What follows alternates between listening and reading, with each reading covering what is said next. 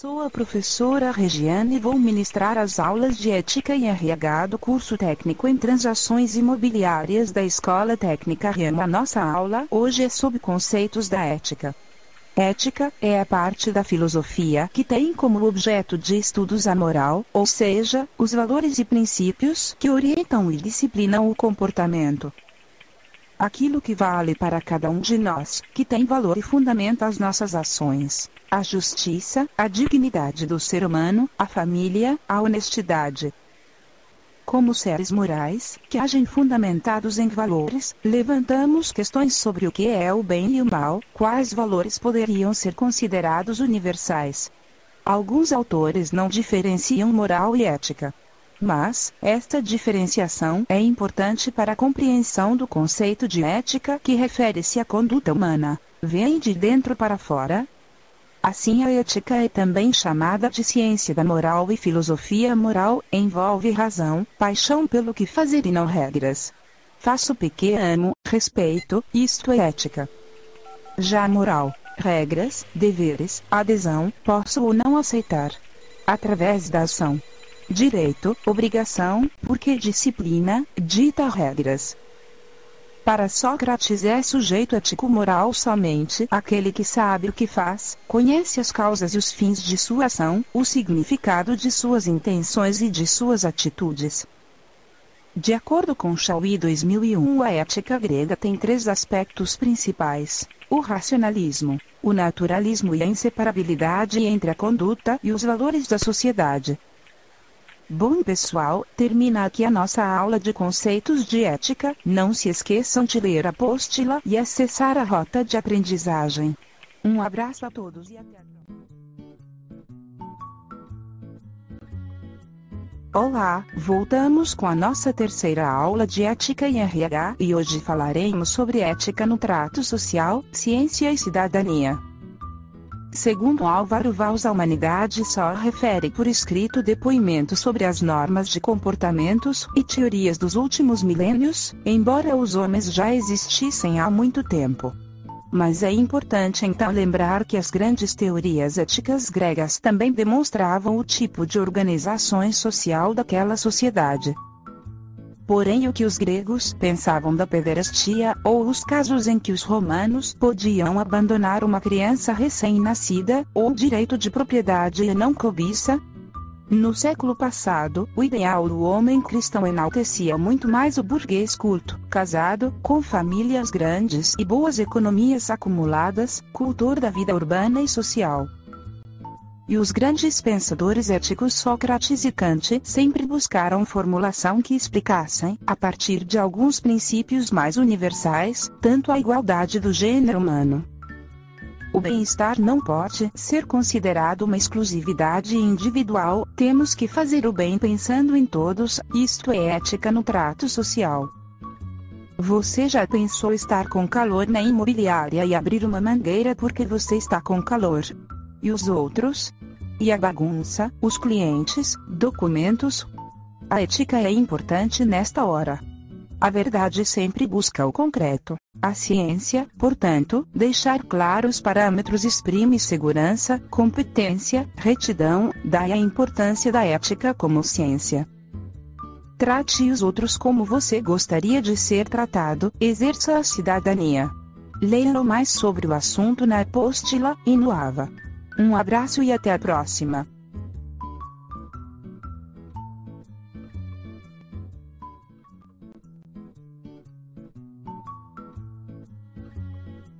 Olá, voltamos com a nossa quarta aula de Ética e RH e o nosso assunto hoje é sobre política e cidadania. Existe uma tendência a excluir a relação direta entre política e cidadania, criando uma rejeição curiosa à política e valorizando cidadania, como se fossem termos diversos. Há um vínculo inclusive de natureza semântica entre as duas palavras, que, objetivamente, significam a mesma coisa. A noção de política está apoiada num vocábulo grego, policidade, e cidadania se baseia em um vocábulo latino correspondente, civitatem. Embora a origem etimológica seja diferente, os dois termos propõem que se pense na ação da vida em sociedade, ou seja, em cidade. É impossível separar os conceitos. Hoje, encontramos uma série de discursos, lemas e planos pedagógicos e governamentais que falam em cidadania como se ela fosse uma dimensão superior à política. Não se menciona o conceito de política como se ele fosse estranho ao trabalho educacional. Com isso, pretende-se dar à cidadania um ar de ideia nobre, honesta. Sob essa ótica, política é sinônimo de sujeira, patifaria, corrupção. Claro que não é assim.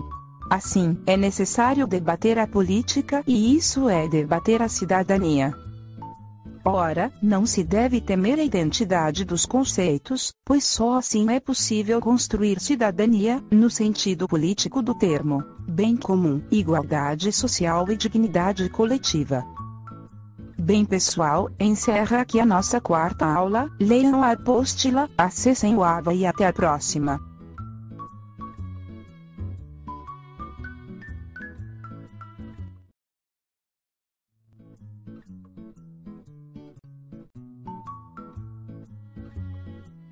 Voltando, falando sobre o Código de Ética Profissional. V. Observar os postulados impostos por este código, exercendo seu mistério com dignidade. Vi. Exercer a profissão com zelo, discrição, lealdade e probidade, observando as prescrições legais e regulamentares. Vi. Defender os direitos e prerrogativas profissionais e a reputação da classe. Vi. Zelar pela própria reputação mesmo fora do exercício profissional. X. Auxiliar a fiscalização do exercício profissional, cuidando do cumprimento deste código, comunicando, com discrição e fundamentadamente, aos órgãos competentes, as infrações de que tiver ciência. X. Não se referir desairosamente sobre seus colegas. X. Relacionar-se com os colegas, dentro dos princípios de consideração, respeito e solidariedade, em consonância com os preceitos de harmonia da classe. X. Colocar-se a par da legislação vigente e procurar difundi-la a fim de que seja prestigiado e definido o legítimo exercício da profissão. Art. 4. Cumpre ao corretor de imóveis, em relação aos clientes. E, inteirar-se de todas as circunstâncias do negócio, antes de oferecê-lo. E, apresentar, ao oferecer um negócio, dados rigorosamente certos, nunca omitindo detalhes que o depreciem, informando o cliente dos riscos e demais circunstâncias que possam comprometer o negócio. Bom pessoal, vamos a um breve intervalo e já voltaremos.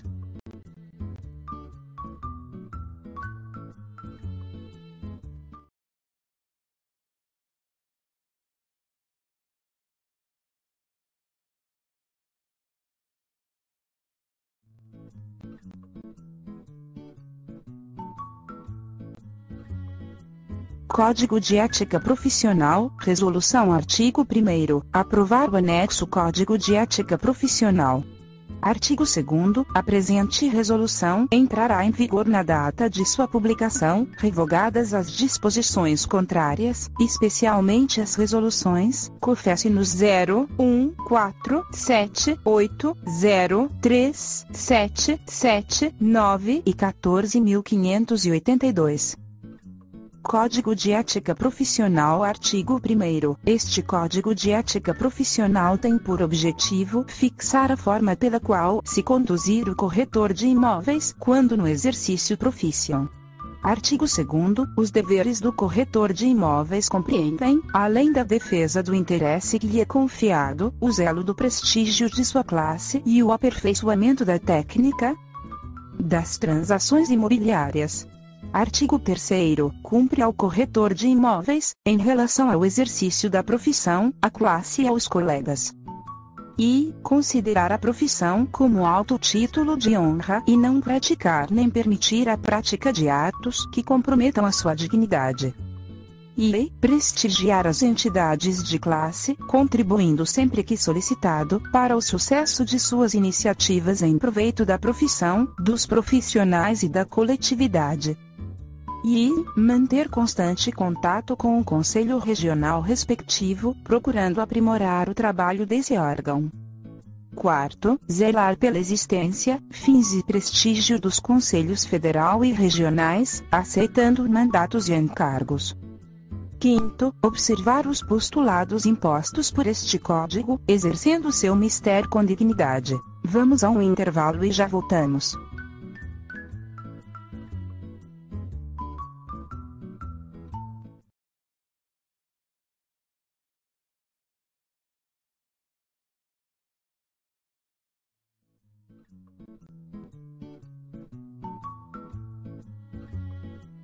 Olá, voltamos com a nossa quinta aula de ética. O assunto hoje é sobre o Código de Ética Profissional do Corretor de Imóveis. O Código de Ética dos Corretores de Imóveis foi estabelecido pelo Conselho Federal dos Corretores de Imóveis, COFES, pela Resolução COFES número 32.692. Ele é composto por 10 artigos com características tanto descritivas quanto normativas. O artigo 3º dispõe sobre a conduta do corretor com relação à profissão, à classe e colegas. O artigo 4º orienta as relações do corretor de imóveis com os clientes e o art. 6º explícita as condutas consideradas impróprias e, portanto, vedadas ao corretor de imóveis. O art. 8 especifica quais artigos e parágrafos do Código que, não sendo cumpridos, implicam em transgressão ética grave. O Código não prevê sanções e punições, mas ao qualificar as transgressões as coloca sobre a forma da Lei 65/30/78, que em seu artigo 21 regula as sanções disciplinares cabíveis nos casos de transgressão leve e grave. Nos seus artigos e parágrafos o Código expõe os compromissos éticos do profissional que a ele adere e o seu cumprimento é obrigatório. O Código é assim uma orientação para o bem-agir profissional, mas não esgota as situações vivenciadas no dia a dia da profissão. É então que a reflexão sobre ética ganha o seu valor, pois, conforme já visto, o agir ético exige autonomia do agente e não apenas o cumprimento de normas externas. Vamos a um breve intervalo e voltaremos falando sobre os artigos do Código de Ética.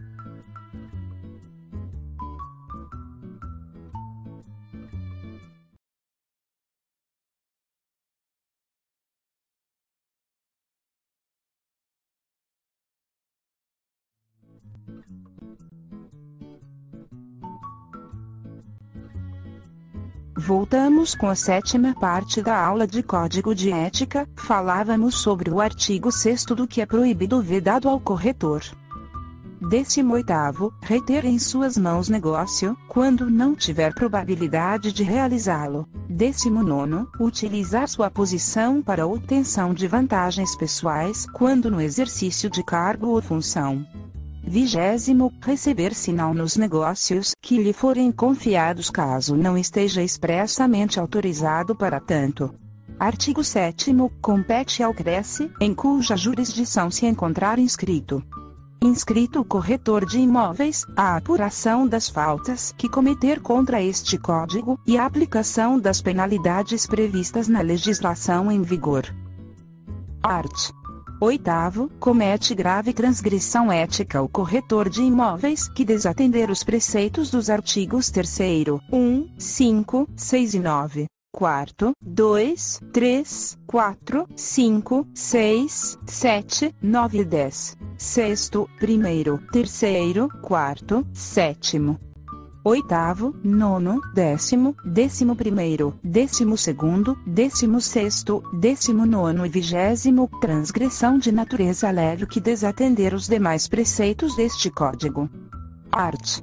9º, as regras deste Código obrigam aos profissionais inscritos nos conselhos regionais. Artigo 10º, as diretorias dos conselhos federal e regionais promoverão a ampla divulgação deste Código de Ética. Bom pessoal, termina aqui as nossas aulas a respeito do Código de Ética. Leiam a apostila, acessem o AB e façam os exercícios propostos.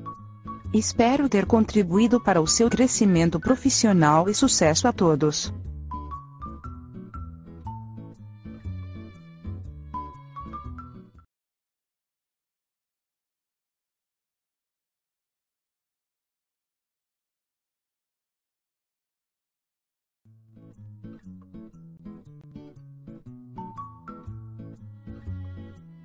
voltamos à sexta parte de ética com o código de ética do corretor falando sobre o que é vedado ou proibido ao corretor de imóveis. Quinto, receber comissões em desacordo com a tabela aprovada ou vantagens que não correspondem a serviços efetiva e ilicitamente prestados. Sexto, angariar, direta ou indiretamente, serviços de qualquer natureza, com prejuízo moral ou material, ou desprestígio para outro profissional ou para a classe. 7. Nono, acompliciar-se, para qualquer forma, com os que exercem ilegalmente atividades de transações imobiliárias. 10º, praticar quaisquer atos de concorrência desleal aos colegas. 11º, promover transações imobiliárias contra a disposição literal da lei. 12º, abandonar os negócios confiados a seus cuidados interessados, sem motivo justo prévio à ciência na jurisdição. 13º, solicitar o corretor de imóveis responde civil e penalmente por atos profissionais danosos ao cliente, a que tenha dado causa por imperícia, imprudência, negligência ou infrações. Art. Sexto, é vedado ao corretor de imóveis e aceitar tarefas para as quais não esteja preparado ou que não se ajuste às disposições vigentes, ou ainda, que possam prestar-se a fraude, e manter sociedade profissional fora das normas e preceitos estabelecidos em lei e resoluções. 3. Promover a intermediação com cobrança de overprice. 4. Locupletar-se, por qualquer forma, à custa do cliente. Até daqui a pouco.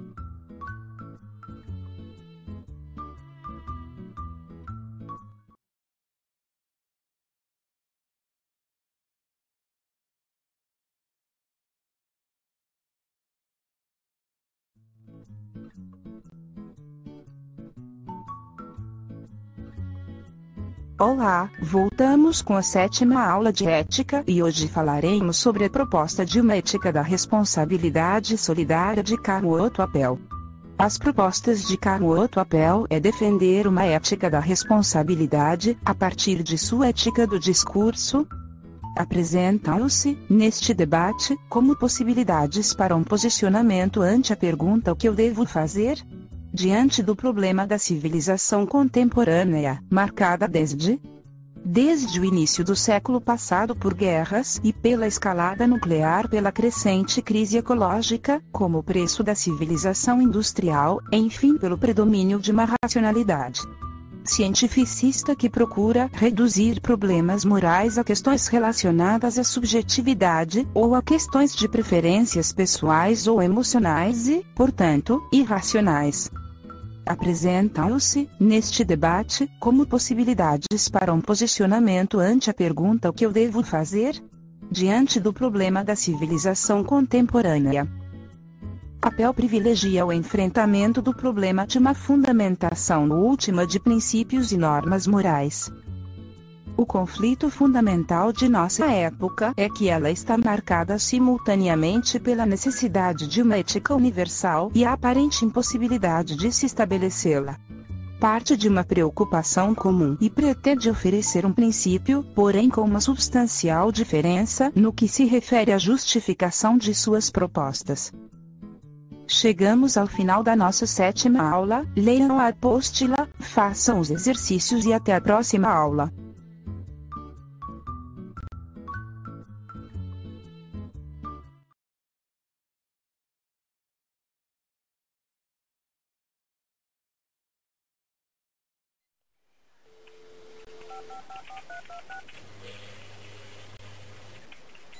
Olá, voltamos com a nossa oitava aula de ética e falaremos sobre a ética no trabalho. Não existem dúvidas de que as pessoas são diferentes umas das outras. Para que haja interrelacionamentos, são necessários e imprescindíveis dois elementos, o eu e outro.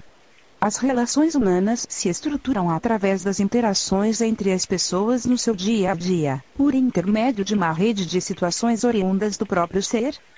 Devido aos diferentes fatores que são envolvidos nas relações humanas, tais como as características psicológicas de cada indivíduo, Se o corretor souber identificar o real propósito do seu relacionamento com os colegas e principalmente com os clientes, ele estará dando um passo certo para o sucesso profissional.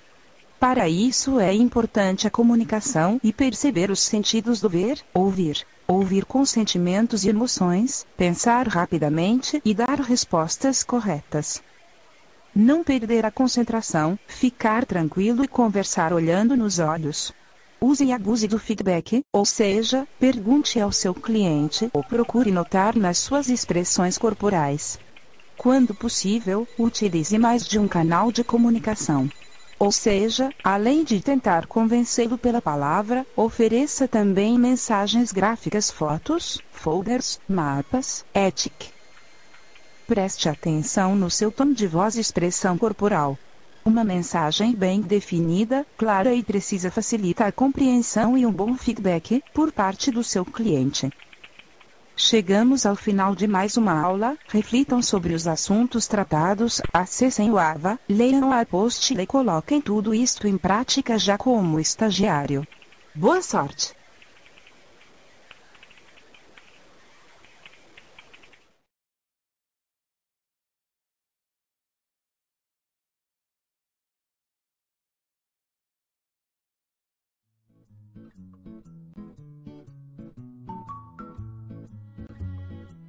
Olá, voltamos com a nossa terceira aula de Ética em RH e hoje falaremos sobre ética no trato social, ciência e cidadania.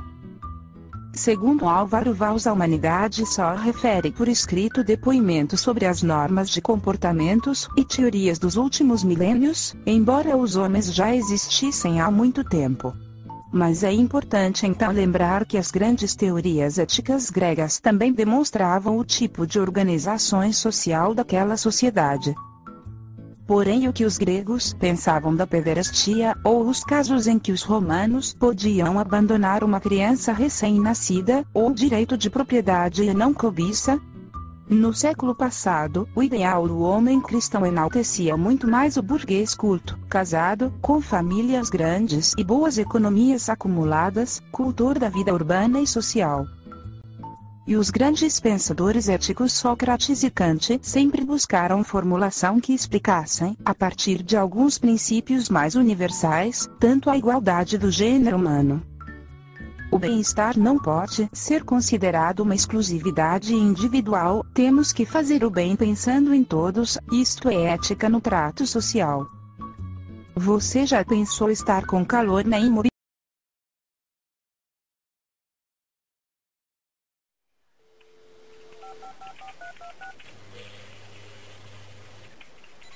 Olá, sou o professor Marcos. Esta é a nossa primeira aula. O nosso assunto hoje é operações sobre mercadorias, preços de custo e venda, lucros e prejuízos. Utilizando o processo da porcentagem, pode-se facilmente calcular, partindo do preço de custo, o preço de venda de mercadorias, considerando o lucro sobre o preço de custo ou venda. Para calcular o preço de venda com lucro sobre o preço de custo, considera-se o preço de custo como o valor correspondente a 100%. O mesmo vale para vendas com prejuízo, quando o produto não apresenta demanda no mercado consumidor, e a empresa opta por vender para recuperar parte do custo. Todo comerciante compra uma certa mercadoria por um determinado preço, que é chamado de preço de custo, e em seguida, efetua a revenda do mesmo com lucro ou prejuízo. Quando o cálculo sobre o preço de lucro ou prejuízo é calculado, em bases percentuais, em cima do preço de custo do produto adquirido, temos o que é chamado de porcentagem. Em toda a operação, envolvendo problemas relacionados com porcentagem sobre o custo do produto, as partes obrigatórias de cálculos na operação são: venda custo-lucro ou pré. C. Custo V. Venda L. Lucro P. Prejuízo. É a venda do produto com lucro na operação é sempre igual à soma do custo mais o lucro. Leiam a apostila, façam os exercícios propostos e até a próxima aula.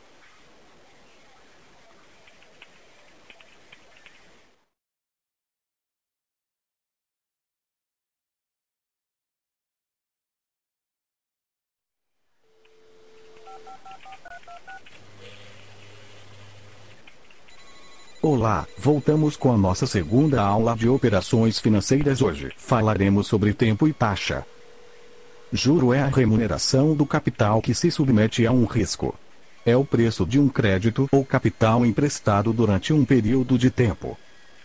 Emprestarmos certa quantia por um determinado espaço de tempo, costumamos cobrar uma certa importância, de modo que, no fim do prazo estipulado, tenhamos não só a quantia emprestada. A taxa de juros, indica por I, é dada de duas formas. Forma percentual, 6, 12, 36 usando percentual, forma unitária, 0,06, 0 e 12, 0 e 36 utilizando os zeros. O juro simples ocorre quando apenas o principal rende durante a aplicação. O juro simples produzido ou cobrado é diretamente proporcional ao capital, à taxa e ao tempo em que foi conforme se considere o ano civil 365 dias ou o ano comercial 360 dias, o juro será dito juro exato ou juro comercial ordinário. Montante é a soma do capital principal com o juro relativo ao período de aplicação. Chama-se valor atual de um compromisso futuro a determinada taxa de juros, ao capital que, se colocado a render juros àquela taxa, a partir da data de hoje, atingiria um montante. Bom pessoal, na apóstila você encontrará vários exercícios, textos, referente ao conteúdo exposto. Leiam, façam os exercícios e coloquem em prática este assunto tão precioso. Um abraço e até a próxima aula.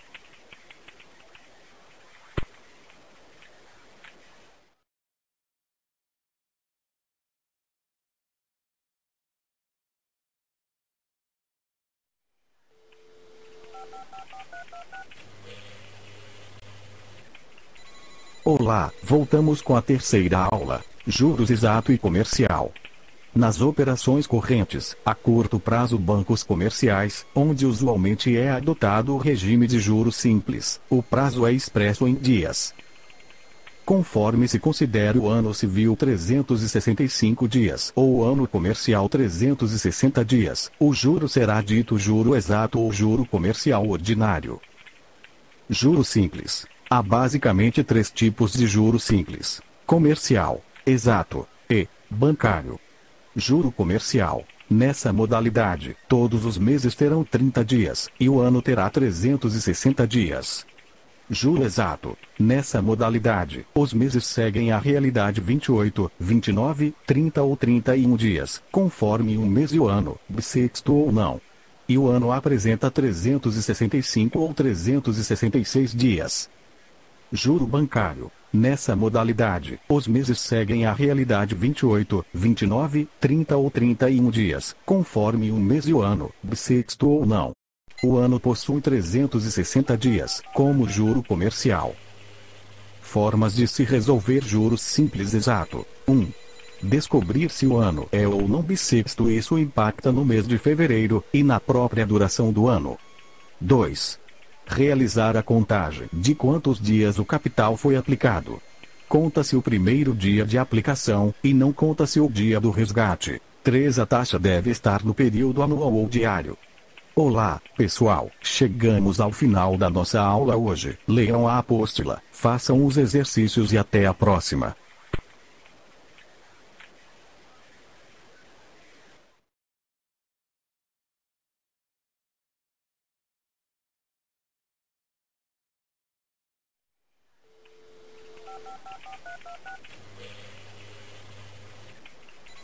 Olá, hoje é a quarta aula de operações financeiras e falaremos sobre capitalização simples. Juro simples. Capitalização é a remuneração de determinado capital durante um intervalo de tempo. Mês comercial possui 30 dias. Ano comercial possui 360 dias. Ano civil possui 365 dias. Quando um capital é aplicado a uma certa taxa por período, por vários intervalos ou períodos de tempo, o valor do montante pode ser calculado segundo duas convenções. Regimes de capitalização simples, ou juros simples, e capitalização composta ou juros compostos. Na capitalização simples, os juros gerados em cada período são sempre os mesmos e são dados pelo produto do capital pela taxa. Os juros são pagos somente no final da aplicação. Capitalização composta é aquela em que a taxa de juros incide sobre o principal acrescido dos juros acumulados até o período anterior. Quando uma soma está aplicada a juros compostos, os juros são calculados não apenas sobre o capital inicial, mas sobre este capital acrescido dos juros já vencidos.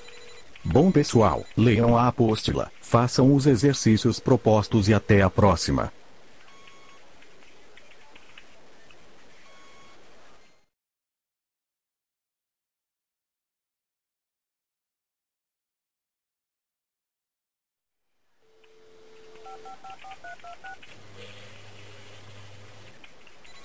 Olá, voltamos com a quinta aula e hoje falaremos sobre montante simples, desconto simples. Montante é a soma do capital principal com juro relativo ao período de aplicação. Chama-se valor atual de um compromisso futuro a determinada taxa de juros, ao capital que, se colocado a render juros àquela taxa, a partir da data de hoje, atingiria um montante igual ao valor nominal do compromisso, em sua data de vencimento. Toda vez que se resgata um título de crédito antes de seu vencimento, obtém-se com isto um desconto, que é a diferença entre o valor nominal e o atual. Valor nominal VN é o valor indicado no título valor no vencimento. Valor atual é o valor do título antes do vencimento valor de hoje. Desconto racional ou por dentro é o equivalente ao juro simples, produzido pelo valor atual no período correspondente, à taxa fixada. Desconto comercial, bancário ou por fora é o equivalente ao juro simples, produzido pelo valor nominal no período correspondente, à taxa fixada.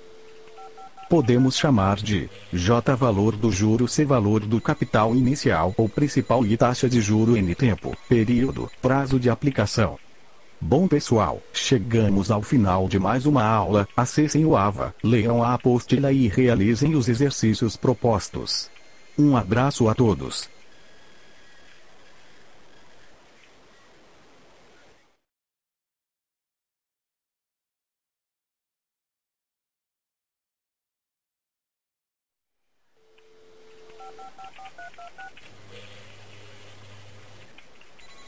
Sexta aula de operações financeiras. Hoje falaremos sobre capitalização composta, juros compostos.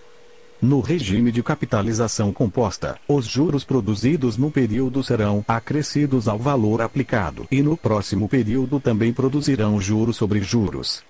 A capitalização composta caracteriza-se por uma função exponencial, em que o capital cresce de forma geométrica. O intervalo após o qual os juros serão acrescidos ao capital. Período de capitalização. Logo, se a capitalização for mensal, significa que a cada mês os juros são incorporados ao capital para formar nova base de cálculo do período seguinte. Juro composto é aquele que a partir do segundo período financeiro é calculado sobre o montante do período anterior. O juro é composto quando a cada período os juros são incorporados ao principal e o novo principal passa também a render juros. O regime de juros compostos é o mais comum no sistema financeiro e, portanto, o mais útil para cálculos de problemas do dia a dia. Os juros gerados a cada período são incorporados ao principal para o cálculo dos juros do período seguinte. Matematicamente, o cálculo a juros compostos é conhecido por cálculo exponencial de juros.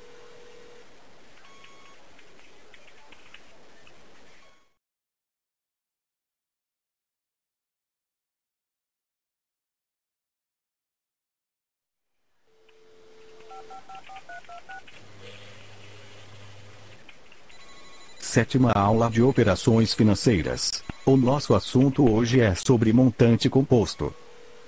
No mercado financeiro, o regime de juros compostos é o mais comum. Neste processo, os juros de um dado período entram no cálculo do capital inicial para o cálculo dos juros no período. Desconto composto é aquele em que a taxa de desconto incide sobre o montante ou valor futuro, deduzido dos descontos acumulados até o período imediatamente anterior.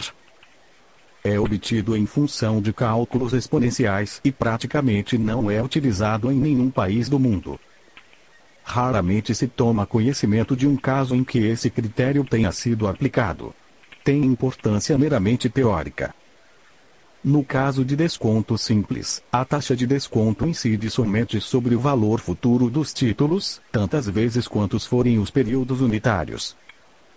Já no caso do desconto composto, para N períodos unitários, a taxa de desconto incide, no primeiro período, sobre o valor futuro do título, no segundo período, sobre o valor futuro. O desconto composto por fora caracteriza-se pela incidência sucessiva da taxa de desconto sobre o valor nominal do título. O desconto composto por dentro ou racional é aquele estabelecido segundo as conhecidas relações do regime de juros compostos. Assim sendo, o desconto composto racional é a diferença entre o valor nominal e o valor atual de um título, quitado antes do vencimento.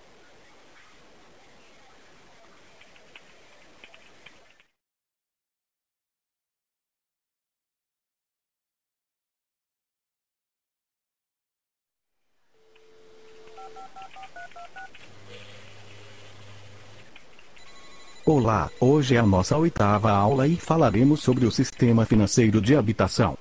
O Sistema Financeiro de Habitação, SFH, foi criado pela Lei nº 4.380/64, com o objetivo de implantar uma política de habitacional de alcance a todas as classes sociais.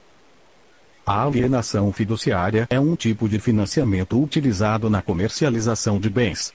Nesse tipo de contrato, o bem é adquirido com recursos da instituição financiadora que mantém. O construtor ou incorporador, para lançar e entregar o empreendimento, firma com o adquirente um contrato de compra e venda da unidade com pagamento parcelado.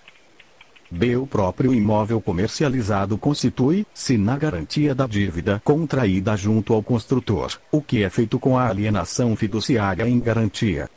C. Sendo titular desse crédito, o construtor busca negociá-lo com a companhia securitizadora mediante a cessão de crédito. D. A companhia securitizadora, por sua vez, emite títulos, CRI vinculados ao crédito adquirido do construtor e promove a sua colocação no mercado financeiro. Sistema de amortização constante (SAC) é uma forma de amortização de um empréstimo por prestações que incluem os juros, amortizando assim partes iguais do valor total do empréstimo. O valor da amortização é calculada dividindo-se o valor do principal pelo número de períodos de pagamento, ou seja, de parcelas. Chegamos ao final da nossa aula. Leiam a apostila, façam os exercícios e até a próxima.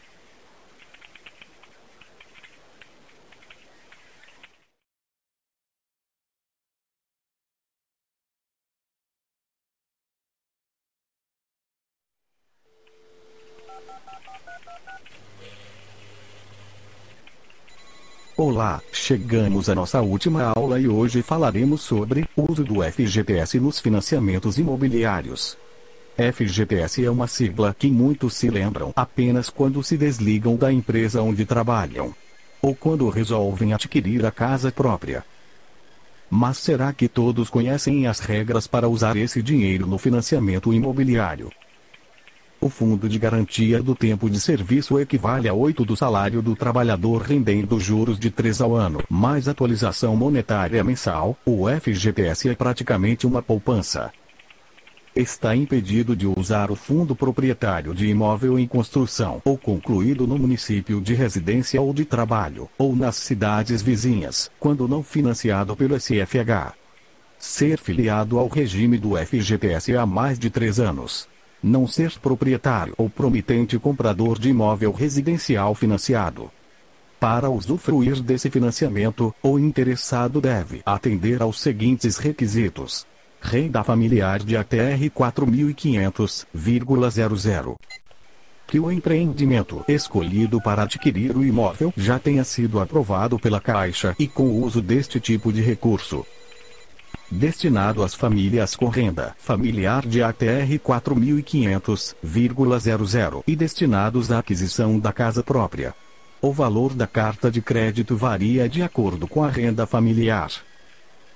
Bom pessoal, chegamos ao final. Leiam a apostila, acessem o AVA e você encontrará maiores informações. Um abraço.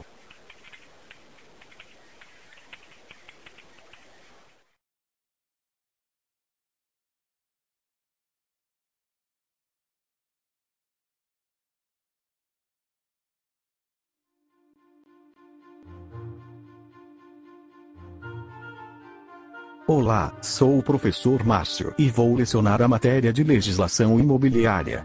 A nossa aula hoje é sobre 1. Direito de propriedade imóvel, classificação. Pode-se dizer que a propriedade é o direito conferido a alguém, ao qual proporciona os poderes de posse, uso, gozo, disposição e ainda de reavê-lo de quem injustamente o detenha. Incluem-se no direito de propriedade os direitos de vizinhança, as árvores limítrofes, a passagem forçada, a passagem de cabos e tubulações, as águas, os limites entre prédios. É preciso ter cautela ao comprar um imóvel, verificar se tem planta, verificar o registro de imóveis, certidão de débito na prefeitura e analisar o contrato de compra e venda. Bens são as coisas materiais ou imateriais que têm valor econômico e que podem servir de objeto a uma relação jurídica, para que o bem seja objeto de uma relação jurídica. São móveis os bens suscetíveis de movimento próprio, ou de remoção por força alheia, sem alteração da substância ou da destinação econômico-social, material de construção. São fungíveis os móveis que podem substituir-se por outros da mesma espécie, qualidade e quantidade. Infungíveis são os que não podem ser substituídos. São singulares os bens que, embora reunidos, se consideram de por si, independentemente dos demais. São coletivos os bens singulares que, pertinentes à mesma pessoa, tenham destinação comunitária. Bens públicos são públicos os bens do domínio nacional pertencente às pessoas jurídicas de direito público interno. Bom pessoal, este assunto é bem amplo. Leiam a apostila, façam os exercícios e boa sorte.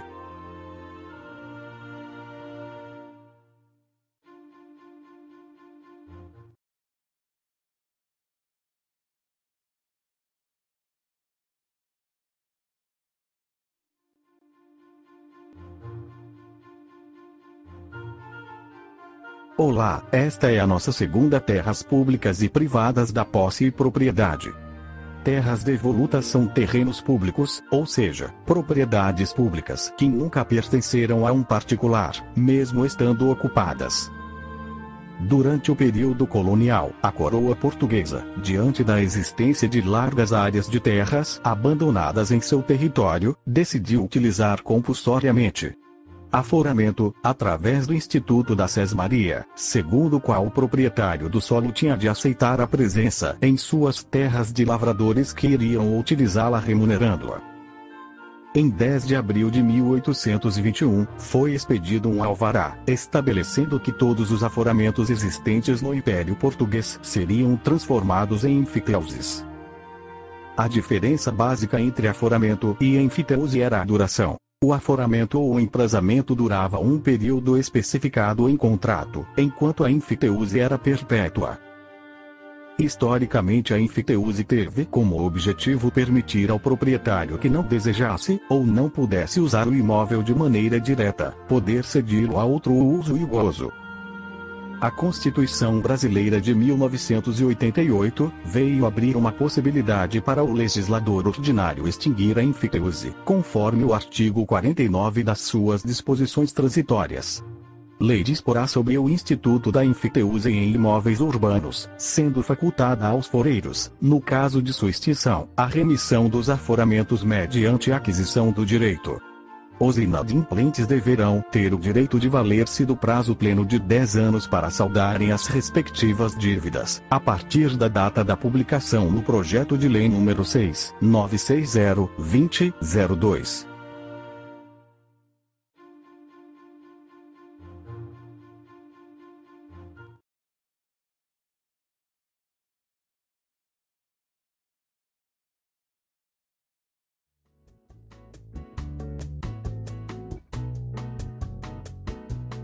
Posse é o ato de se apossar de alguma coisa.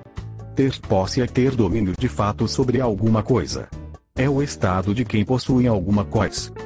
Interessa informar a classificação da posse quanto à extensão da garantia possessória, quanto aos vícios objetivos, quanto à subjetividade, quanto aos efeitos, ou quanto à idade. Quanto à extensão da garantia possessória, a posse pode ser direta ou indireta. Direta quando exercida diretamente pelo possuidor sobre a coisa, indireta quando o proprietário a indireta quando o proprietário a conserva por ficção legal, mas o exercício da posse direta é conferido a outrem, em virtude de contrato ou direito real limitado. Quanto aos vícios objetivos, a posse pode ser justa não violenta ou injusta violenta. Clandestina é aquela adquirida às escondidas daquele que tem interesse em conhecê-la. Precária é aquela cedida em caráter provisório e adquirida com abuso de confiança por parte de quem recebeu a coisa com o dever de restituí-la. Quanto à subjetividade, a posse pode ser de boa fé e ignora os problemas de aquisição, ou de má fé conhece os problemas. A posse de boa fé só perde este caráter no caso e desde o momento em que as circunstâncias façam presumir que o possuidor não ignora que possui indevidamente. Salvo prova em contrário. Termina aqui a nossa segunda aula. Há muito conteúdo na apostila que será essencial para a sua profissão. Leia-os.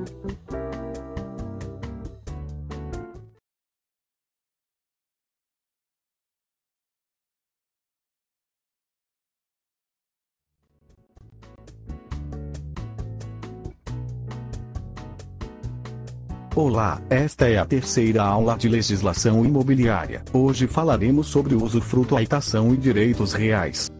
Usufruto é o direito ao uso de uma coisa alheia e ao gozo de seus frutos.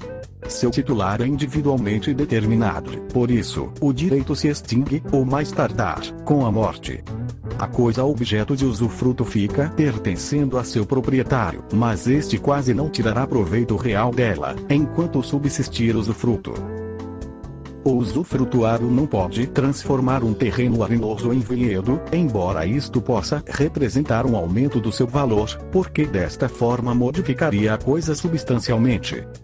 Jus utendi é o direito de usar a coisa, dentro das restrições legais, a fim de evitar o abuso de direito, limitando-se, portanto, o bem-estar da coletividade.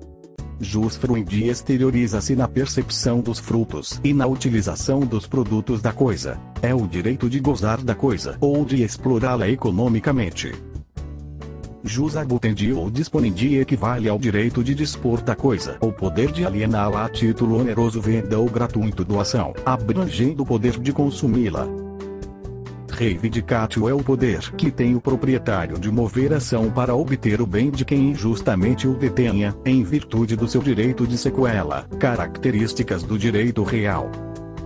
A propriedade é plena quando todos os seus elementos constitutivos se acham reunidos na pessoa do proprietário, ou seja, quando seu titular pode usar, gozar e dispor do bem. Bom pessoal, acessem o AVA, leiam os textos na rota de aprendizagem e até a próxima.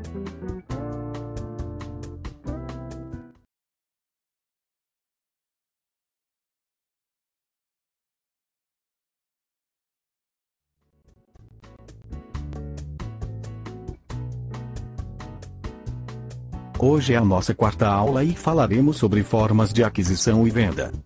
Das ilhas, as ilhas que se formarem em correntes comuns ou particulares pertencem aos proprietários ribeirinhos fronteiros. Aluvião é a denominação dos acréscimos formados, sucessiva e imperceptivelmente, por depósitos e aterros naturais ao longo das margens das correntes, ou pelo desvio das águas desta. Avulsão e a denominação que se dá ao fato de uma porção de terra se destacar de um prédio e se juntar a outro, por força natural violenta. Álveo é o leito do rio. O álveo abandonado de corrente pertence aos proprietários ribeirinhos das duas margens, sem que tenham indenização os donos dos terrenos por onde as águas há. Perde-se a propriedade imóvel por alienação, venda, pela renúncia, por abandono, por perecimento da coisa, e pela desapropriação. Renúncia. De fato existem diversas formas de perda, sendo mais lembrada e considerada pela doutrina a alienação, renúncia, abandono, perecimento da coisa e por desapropriação. Alienação nada mais é que por vontade própria do proprietário da res, transfere a coisa ou direito a outrem através de um contrato de compra e venda, doação, dação em pagamento. Desapropriação é o procedimento administrativo por meio do qual alguém é compulsoriamente despojado de sua propriedade pelo poder público, que a adquire para si. Até a próxima!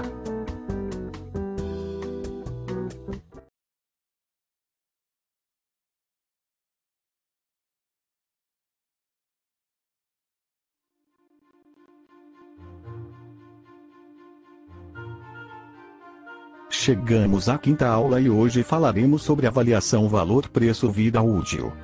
O novo Código Civil finalmente trata do compromisso de compra e venda.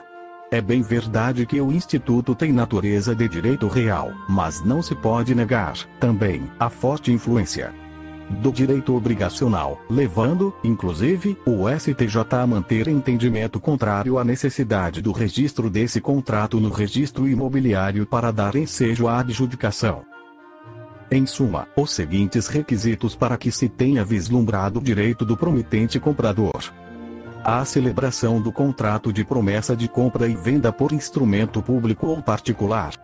B. A ausência de cláusula de arrependimento. C. O registro no cartório de registro de imóveis.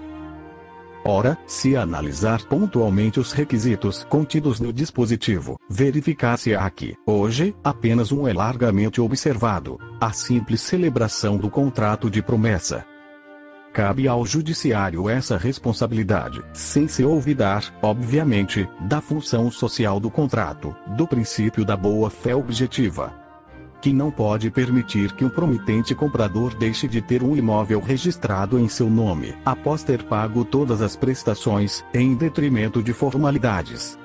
Até a próxima!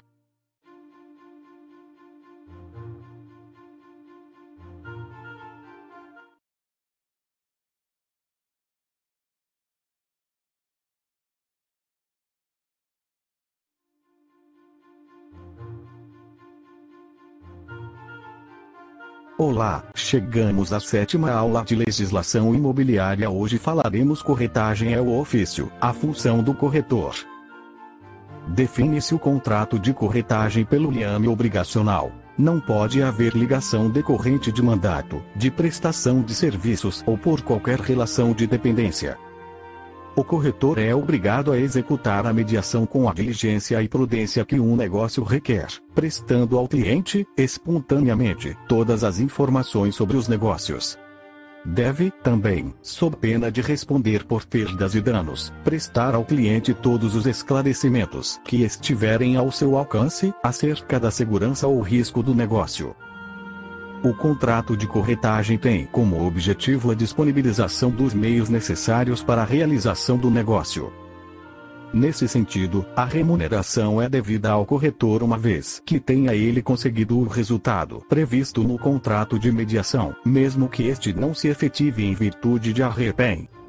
Iniciado e concluído o negócio diretamente entre as partes, nenhuma remuneração será devida ao corretor. Todavia, se for ajustada a corretagem com exclusividade, através de documento escrito, terá o corretor direito à remuneração integral, ainda que realizado o negócio sem a sua mediação, salvo se comprovada sua inércia ou ociosidade. Se o negócio se concluir com a intermediação de mais de um corretor, a remuneração será paga a todos em partes iguais, salvo ajuste em contrário. Leiam a apóstila, façam os exercícios do AVA e um abraço a todos.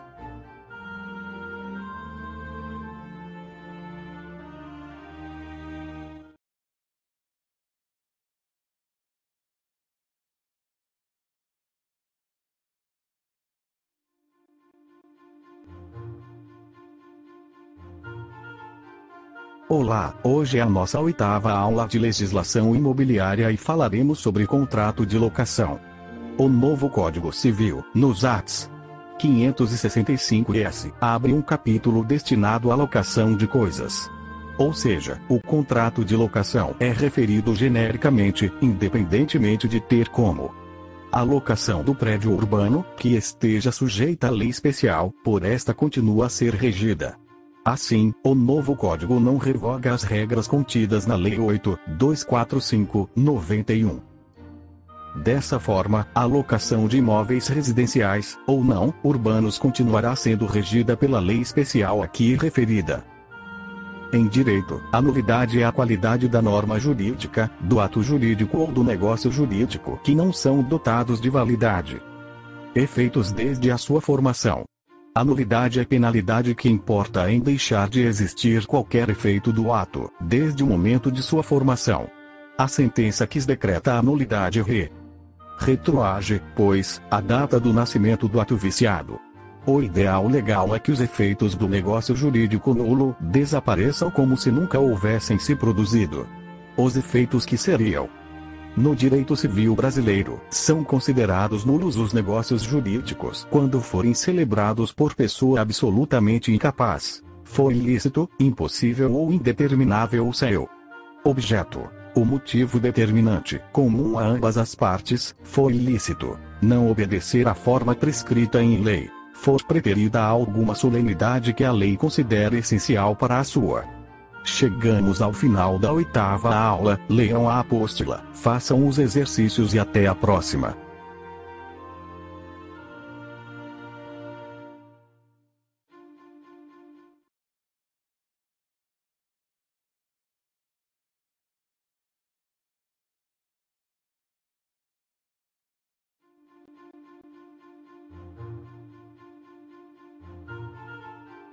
Chegamos à 9ª aula de legislação imobiliária. Hoje falaremos sobre ação de despejo e nulidade. A nulidade é a penalidade que importa em deixar de existir qualquer efeito do ato, desde o momento de sua formação. A sentença que decreta a nulidade retroage à data do nascimento. No direito civil brasileiro, são considerados nulos os negócios jurídicos quando forem celebrados por pessoa absolutamente incapaz, for ilícito, impossível ou indeterminável o seu objeto. O motivo determinante, comum a ambas as partes, for ilícito, não obedecer à forma prescrita em lei, for preterida a alguma solenidade que a lei considere essencial para a sua validade, tiver por objetivo fraudar lei imperativa, a lei taxativamente o declarar nulo, ou proibir-lhe a prática, sem culminar sanção, ou houver simulação das partes. Artigos 166 e 167 do Código Civil. Muitas vezes, o ato ou o negócio jurídico nulo produz efeitos de ordem material e, embora as partes devam ser reconduzidas ao estado anterior, isso não é possível. Quando os efeitos do ato ou do negócio não podem ser eliminados, a lei determina que seja feita recomposição em dinheiro, único substituto possível neste caso. As nulidades processuais, aquelas que afetam o direito judicial, estão reguladas nos artigos 243 a 250 do Código de Processo Civil, nos artigos 563 a 573 do Código de Processo Penal e nos artigos 794 a 798 da Consolidação das Leis do Trabalho.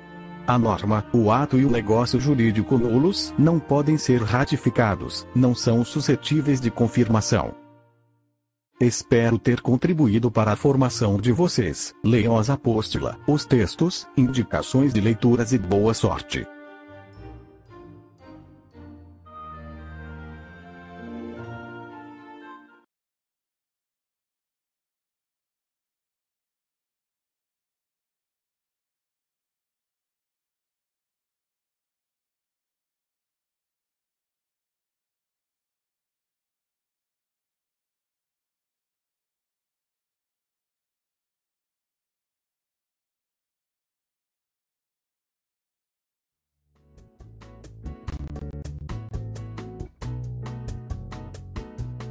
Olá, sou o professor Luciano e vou ministrar a vocês a matéria de desenho arquitetônico.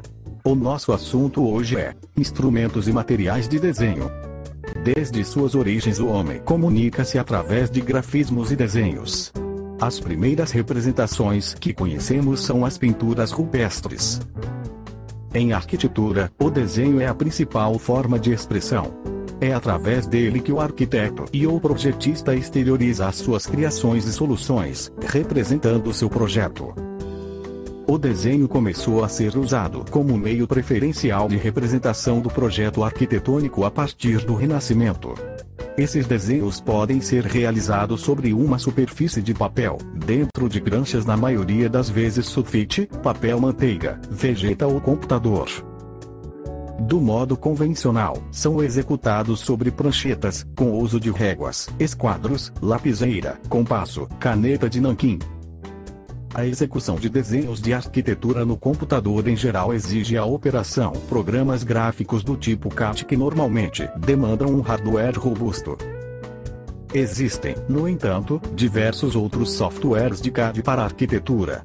A maioria deles nem sempre é capaz de ler e escrever arquivos no formato DWG. Além de programas CAD destinados ao desenho técnico de uma forma geral, como o AutoCAD ou MicroStation, também existem softwares designados especificamente para o trabalho de projeto, como o ArchiCAD, o ArchiStation, o Vectorworks, o Revit, entre outros. Leiam a apostila, façam os exercícios e até a próxima.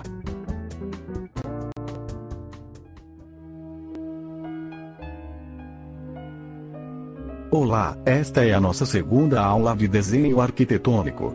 Hoje falaremos sobre descrições e usos esquadros, régua tetanígrafo e régua paralela. O desenho técnico é a linguagem universal que fornece todas as informações necessárias à construção e montagem dos objetos. O desenho técnico é capaz de apresentar informações complementares sobre a forma e dimensões dos projetos. A leitura do desenho técnico é a visualização mental da forma e das dimensões através dos desenhos apresentados. Esquadros é o conjunto de duas peças de formato triangular-retangular, uma com ângulos de 45º e outra com ângulos de 30º e 60º obviamente, além do outro ângulo reto, 90º. São denominados de jogo de esquadros quando são de dimensões compatíveis, ou seja, o cateto maior do esquadro de 3060 tem a mesma dimensão da hipotenusa do esquadro de 45. Não use o esquadro com marcadores coloridos. Mantenha-o limpo com uma solução diluída de sabão neutro e água. Não utilize álcool na limpeza, que deixa o esquadro esbranquiçado. 5. Régua T é um instrumento próprio para desenho técnico. Assim como a régua paralela é uma régua utilizada para apoiar o esquadro ou para traçar linhas paralelas quando apoiada N. Na mesa de desenhos, possui em média 80 cm e normalmente é de madeira com detalhes em acrílico.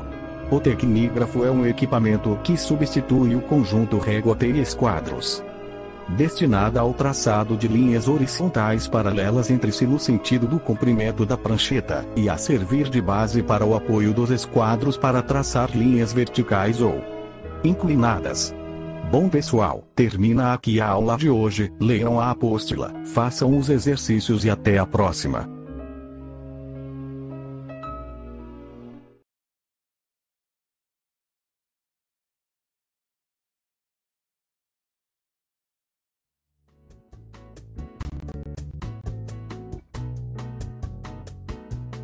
Olá, sou o professor Luciano e vou ministrar a vocês a matéria de desenho arquitetônico. O nosso assunto hoje é instrumentos e materiais de desenho. Desde suas origens, o homem comunica-se através de grafismos e desenhos. As primeiras representações que conhecemos são as pinturas rupestres. Em arquitetura, o desenho é a principal forma de expressão. É através dele que o arquiteto e o projetista exterioriza as suas criações e soluções, representando seu projeto. O desenho começou a ser usado como meio preferencial de representação do projeto arquitetônico a partir do Renascimento. Esses desenhos podem ser realizados sobre uma superfície de papel, dentro de pranchas na maioria das vezes sulfite, papel manteiga, vegeta ou computador. Do modo convencional, são executados sobre pranchetas, com uso de réguas, esquadros, lapiseira, compasso, caneta de nanquim. A execução de desenhos de arquitetura no computador em geral exige a operação programas gráficos do tipo CAD que normalmente demandam um hardware robusto. Existem, no entanto, diversos outros softwares de CAD para arquitetura. A maioria deles nem sempre é capaz de ler e escrever arquivos no formato DWG. Além de programas CAD destinados ao desenho técnico de uma forma geral, como o AutoCAD ou MicroStation, também existem softwares designados especificamente para o trabalho de projeto, como o ArchiCAD, o ArchiStation, o Vectorworks, o Revit, entre outros. Leiam a apostila, façam os exercícios e até a próxima.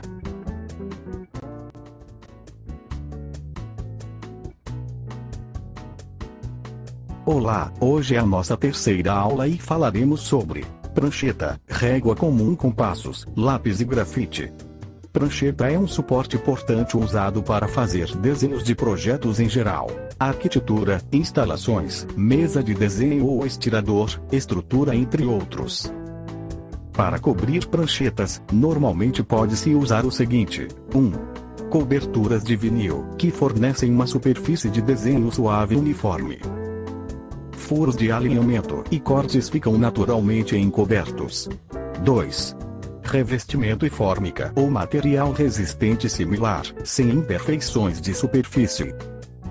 Régua comum, instrumento de madeira, marfim, celuloide, metal, etc., de superfície plana e arestas retilíneas, próprio para traçar linhas retas. Compassos para circunferência. O lápis comum de madeira e grafite também pode ser usado para desenho. O lápis deve ser apontado, afiado com uma lixa pequena e, em seguida, ser limpo com algodão, pano ou papel. O lápis comum de madeira e grafite também pode ser usado para desenho. O lápis deve ser apontado, afiado com uma lixa pequena e, em seguida, ser limpo com algodão, pano ou papel. Os lápis são classificados por número e por letras. Por exemplo, H é lápis duro e B é macio. Lapiseira tradicional. Devido ao seu grafite relativamente espesso, ela facilita o traçado de diversos pesos de linhas nítidos. Lapiseira mecânica utiliza uma mina de grafite, que não necessita ser apontada. Ela é utilizada para o traçado de linhas nítidas e finas se você girá-la suficientemente. Enquanto desenha, bom pessoal, leiam a apostila, façam os exercícios e até a próxima.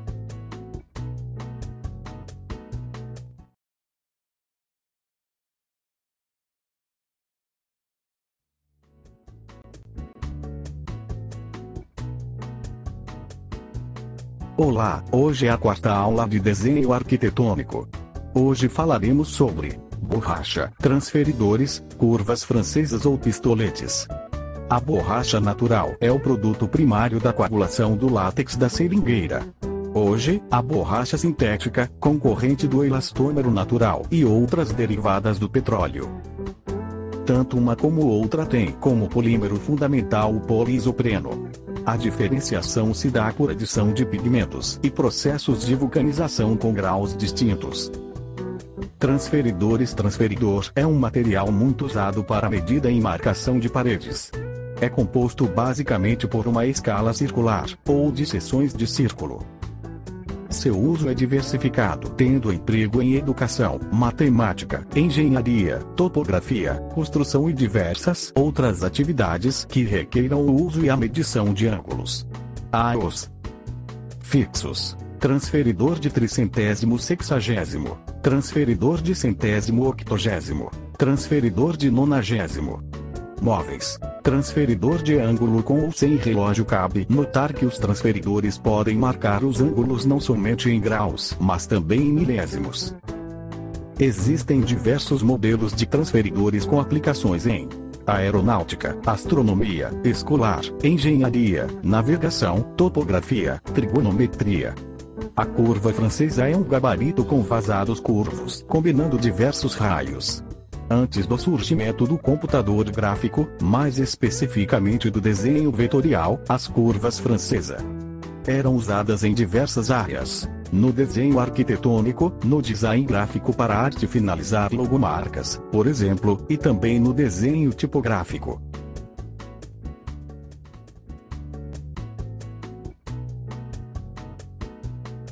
Chegamos à nossa quinta aula de desenho arquitetônico. Falaremos sobre caneta para uso de tintas normógrafo, gabaritos. Canetas esferográficas ou esferográficas são um tipo de caneta cuja tinta umedece uma esfera rolante que desliza sobre a superfície. Na evolução da caneta, o uso de uma esfera na ponta possibilitou um avanço que popularizou o uso deste instrumento de escrita, e substituía com vantagem a caneta tinteiro. Com a invenção da caneta, as pessoas passaram a escrever cartas, postais e livros. Hoje em dia a caneta é usada nas escolas para escrever apontamentos e fazer testes. O normógrafo é um instrumento auxiliar para desenho. O tipo mais comum é o normógrafo para desenho de caracteres, porém há outros destinados ao desenho de formas geométricas.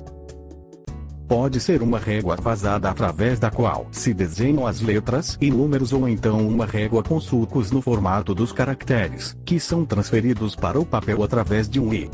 Um instrumento denominado de arranha para normógrafo. O normógrafo do tipo sulcado é utilizado principalmente para desenho técnico e era muito utilizado nos escritórios de engenharia e arquitetura antes da popularização da computação gráfica e dos sistemas CAD para a representação de legendas e letreiros. G. Terreno: o contorno do edifício que vai ser construído. O gabarito é feito a partir da planta do piso. Até a próxima.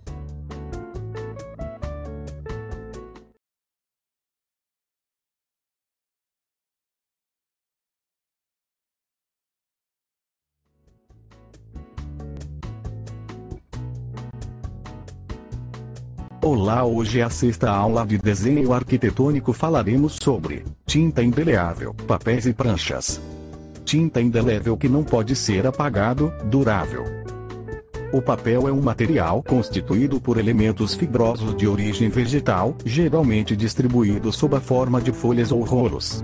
Tal material é feito a partir de uma espécie de pasta desses elementos fibrosos, secada sob a forma de folhas, que por sua vez são frequentemente utilizadas para escrever. Existem vários tipos de papéis utilizados para o desenho técnico de arquitetura. Os formatos e a gramatura podem variar de acordo com cada fabricante.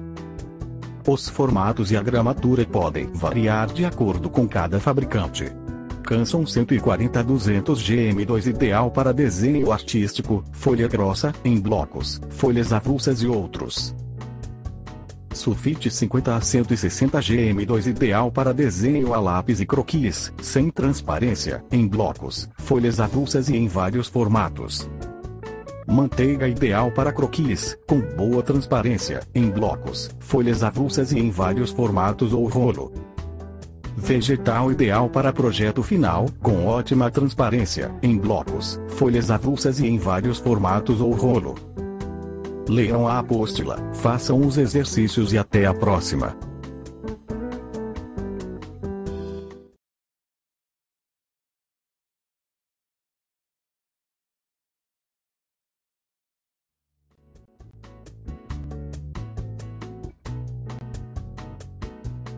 Olá, chegamos à nossa sétima aula de desenho arquitetônico e hoje falaremos sobre sétima aula de desenho arquitetônico, escala, utilização e tipos.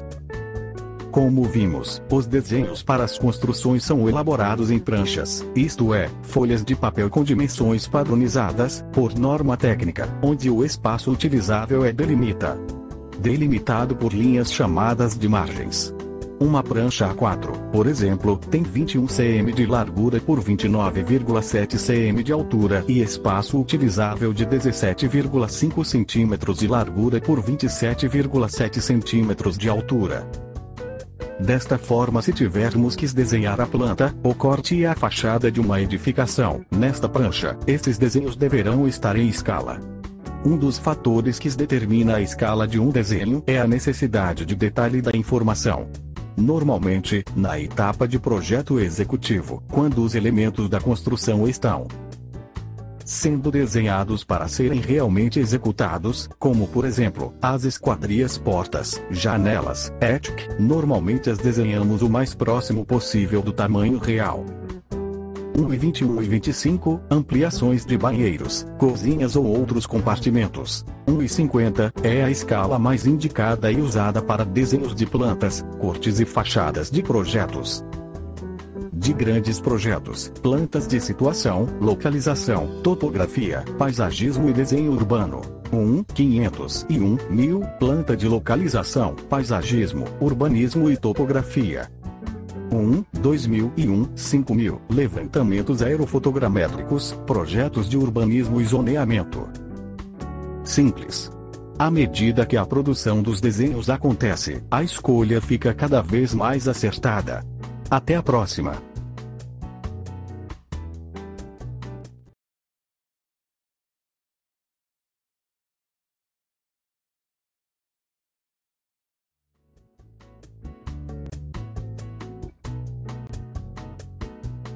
Olá, esta é a 8ª aula de desenho arquitetônico e hoje falaremos sobre grandeza representativa da escala, figuras geométricas, arte e arquitetura.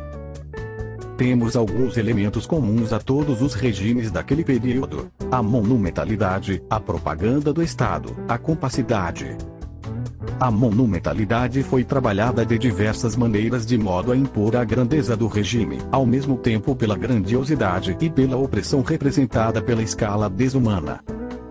Nem sempre o que estamos vendo pode ser reproduzido no papel em tamanho real. Muitas vezes precisamos reduzir o tamanho real, caso contrário, o objeto vai aparecer deformado. A base para a maior parte do desenho arquitetônico é a linha, destacar linhas, traços. Esses detalhes fazem diferença em um projeto ou desenho. Figuras geométricas são figuras planas e não planas, ou seja, espaciais. São os paralelepípedos compostos de retângulo, são os cubos compostos de quadrados. As espaciais elas ficam apoiadas também, MS apoiadas com um conjunto de figuras. As espaciais todas ficam em pé, elas não ficam deitadas como as planas. Nas figuras geométricas tem vértices, arestas e faces, mas a esfera não tem, porque ela é redonda. Podemos citar polígonos, trapézio, paralelogramo, retângulo, quadrado, losango, paralelepípedos e cilindros. Leiam a apostila, acessem o AVA e até a próxima.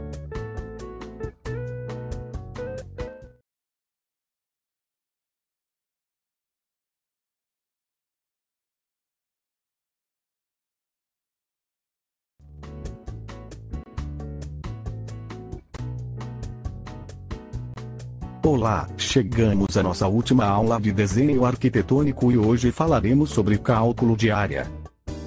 Imagine a seguinte situação: aproveitando uma promoção de uma loja de materiais para construção, uma família resolve trocar o piso da sala de sua residência. Sabem também que o ladrilho desejado é quadrado, com 25 centímetros de lado. Quantos ladrilhos serão necessários para ladrilhar o piso da sala inteira? A área é a denominação dada à medida de uma superfície. Na situação acima estamos nos referindo às áreas da sala e do ladrilho. Denominamos de triângulo a um polígono de 3 lados. A letra H representa a medida da altura do triângulo, assim como letra B representa a medida da base. A área do triângulo será metade do produto do valor da medida da base, pelo valor da medida da altura. Com H representando a medida da sua altura e com B representando a medida da sua base, a área do paralelogramo pode ser obtida multiplicando-se B por H. Se você dispuser do valor das medidas H e B, você poderá utilizar a fórmula do paralelogramo para obter a área do losango. Bom pessoal, este é um assunto um tanto amplo, mas você poderá se aprofundar mais sobre o assunto na nossa biblioteca física. Um abraço e sucesso a todos!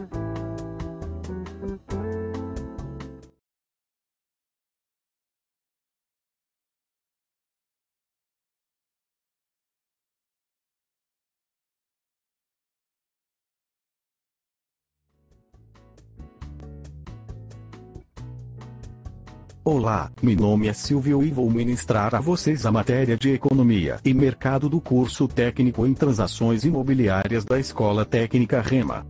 A economia passou a ser vista como ciência a partir da Grécia Antiga, onde tivemos os primeiros registros de trabalhos econômicos.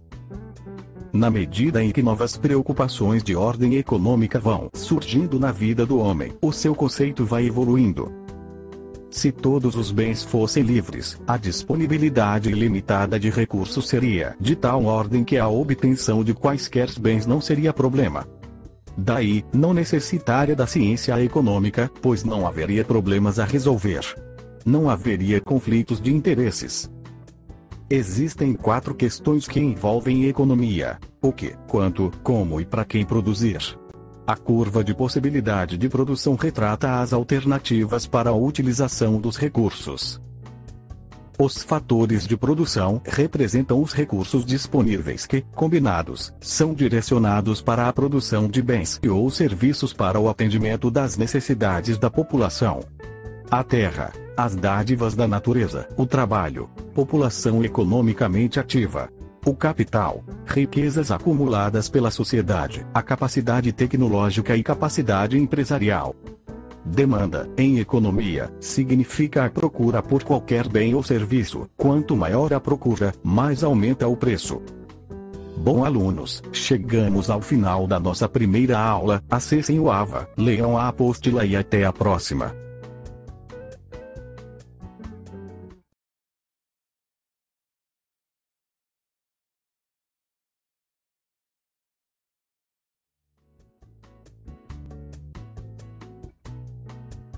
Olá, voltamos com a nossa segunda aula de Economia e Mercado. Hoje falaremos sobre a teoria elementar da demanda. Na aula passada, falamos sobre os conceitos de economia e iniciamos falando que quanto maior a procura, maior é o preço. Aqui se fundamenta a teoria da demanda. A demanda à procura pode ser definida como a quantidade de um determinado bem ou serviço que os consumidores desejam adquirir em determinado período de tempo a um determinado preço. A teoria da demanda leva em conta as variáveis que influenciam a escolha do consumidor, e são: preço do bem ou serviço, o preço dos outros bens, a renda do consumidor. Em teoria da demanda, o preço é um conceito de extrema importância. A parte da economia que estuda a formação de preços é a microeconomia. Em economia, bem significa tudo aquilo que serve de elemento a uma empresa ou entidade para a formação do patrimônio empregado. É tudo aquilo que tem utilidade material. Em economia, os bens são classificados como: A, de capital, servem para produzir outros bens; B, de consumo, são aqueles que atendem diretamente à demanda, podem ser duráveis, TV, geladeira, carro, e não duráveis, alimento, produto de higiene e limpeza. Bens intermediários, são os utilizados para produzir outros bens, tecido, de bens substitutos. E bens complementares, está relacionado ao consumo do outro, pão e manteiga, por exemplo. Bom pessoal, chegamos ao final da nossa segunda aula. Acessem o AVA, façam os exercícios propostos e leiam a apostila. Um abraço a todos e até a próxima.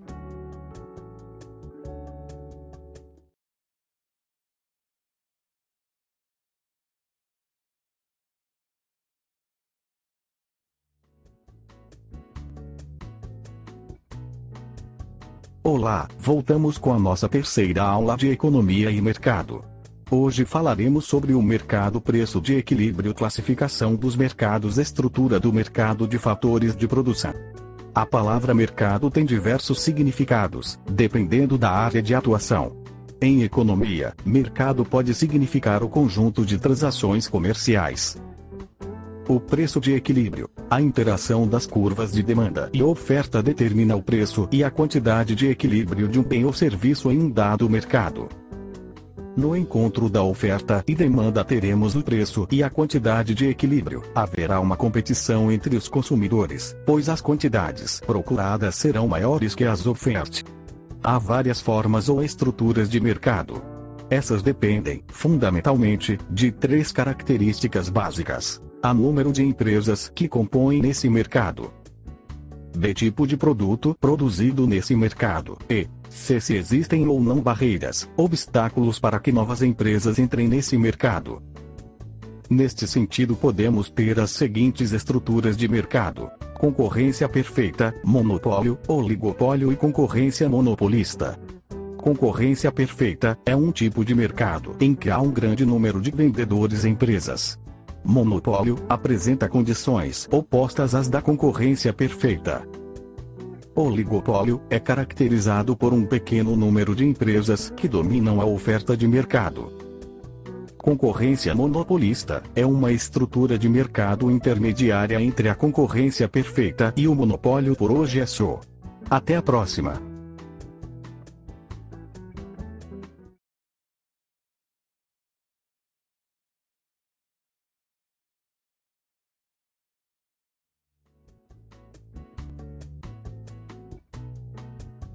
Olá, voltamos com a nossa quarta aula e falaremos sobre contabilidade social, renda e produto. A contabilidade social é o conjunto de estatísticas de ordem econômica, preparadas e sistematizadas com o objetivo de possibilitar uma visão quantitativa, a mais precisa possível. O estudo da contabilidade social não é recente, pois, já nos fins do século XVII se começa a utilizar o conceito de renda nacional. Contabilidade da renda nacional. O sistema de contas nacionais é o sistema mais antigo e comum, desenvolvido por Stone, Inglaterra. Pode ser definido como o registro sistemático. Tabela de relações interindustriais. Input-Output foi desenvolvida por Leontief. Define como estudo empírico das inter-relações existentes entre as economias nacional.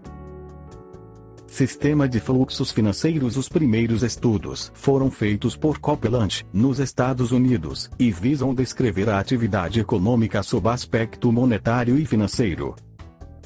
Balanços da riqueza nacional. Este sistema, semelhante ao balanço de uma empresa, visa fazer um levantamento dos ativos e passivos da economia.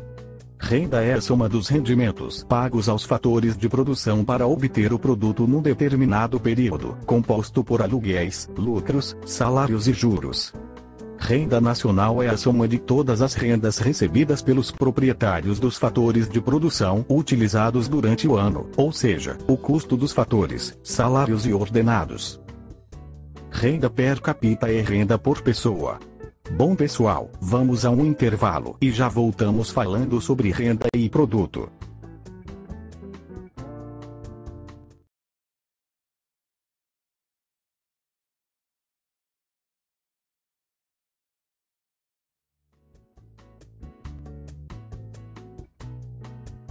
Continuando, renda prefixada é aquela cujo valor é definido no ato de uma aplicação financeira.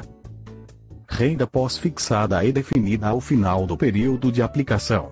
Rendas correntes ou rendas permanentes são rendas que provêm ordinariamente de salários, pensões, juros. Rendas extraordinárias são rendas eventuais, que provêm, por exemplo, de heranças, doações e outras entradas excepcionais de dinheiro. No Brasil, os rendimentos são tributados de acordo com a classificação da legislação do imposto de renda. Para os ganhos do trabalho cujos critérios para apuração são considerados injustos por muitos contribuintes, os principais agregados macroeconômicos. A macroeconomia estuda o comportamento do sistema econômico por um reduzido número de fatores.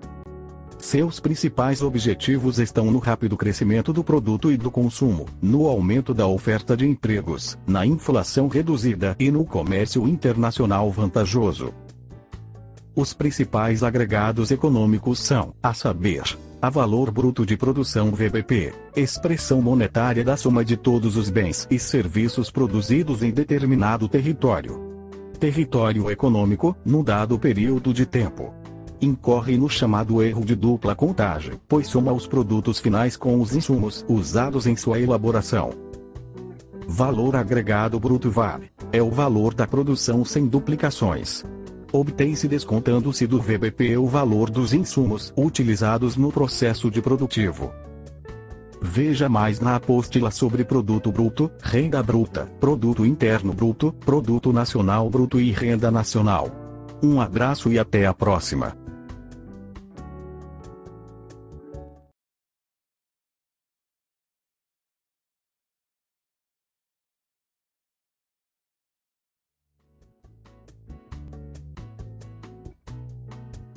Olá pessoal, voltamos com a nossa quinta aula de Economia e Mercados.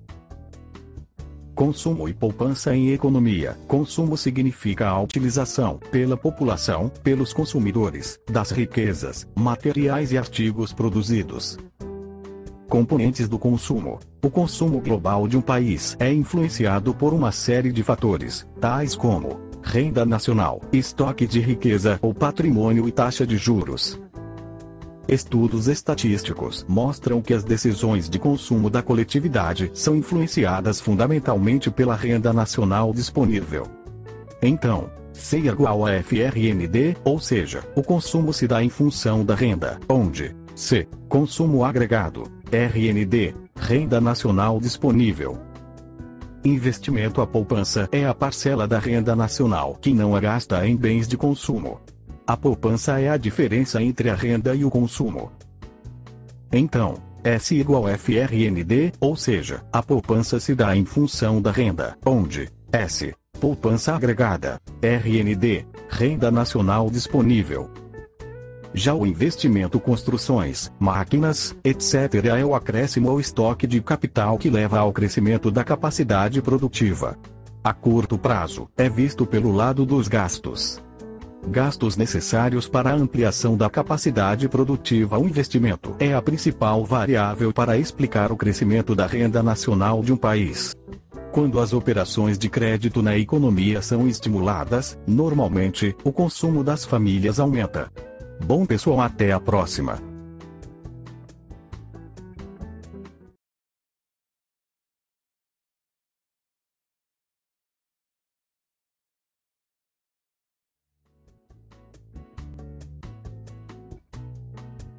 Olá, pessoal, voltamos com a nossa sexta aula de economia e o assunto hoje é o sistema financeiro.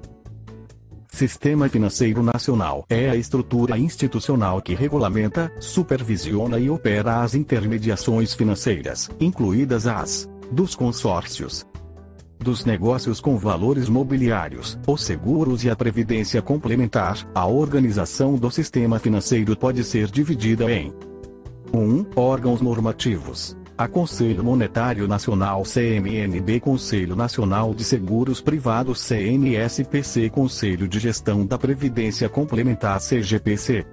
2. Entidades supervisoras. A Banco Central do Brasil BACEN-B, Comissão de Valores Mobiliários CVMC, Superintendência de Seguros Privados SUSEP-D, Instituto de Resseguros e Secretaria de Previdência Complementar SPC. 3.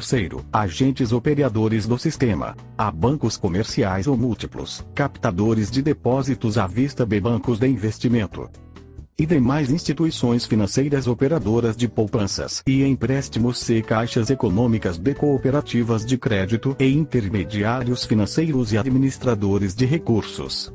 F. Bolsa de mercadorias e de futuros. G. Bolsa de valores. H. Sociedades seguradoras e sociedades de capitalização. J. Entidades abertas de previdência complementar. K. Entidades fechadas de previdência complementar. Fundos de pensão. O sistema financeiro dispõe de diversas modalidades de créditos para investimentos. Mercado de crédito, de capitais, cambial, primário e secundário, vista, futuro e opções. Até a próxima aula.